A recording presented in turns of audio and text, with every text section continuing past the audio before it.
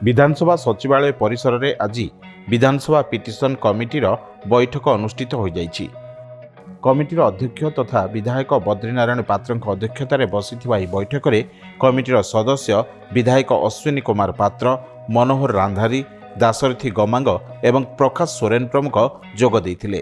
एथिरे भविष्यत कार्यपंथा निर्धारण करा जाइछि बोली कमिटी अध्यक्ष विधायक बद्रीनारायण पात्र सूचना प्रदान करिसेंति।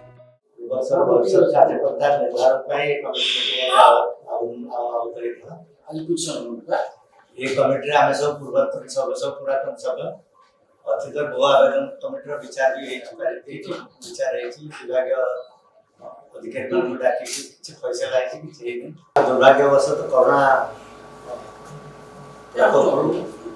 वर्ष धरिक सब कार्यक्रम जो बंद रहा आम फील्ड इंक्वारी तेणु आम कमिटी वर्ष प्रथम बैठक में आलोचना कर तीन जगह जाकर जो फील्ड इंक्वारी कर जो अभियोग सब आसी से अभियोग आवेदन कमिटी तदंत हम से अधिकारी डाक फील्ड विजिट कर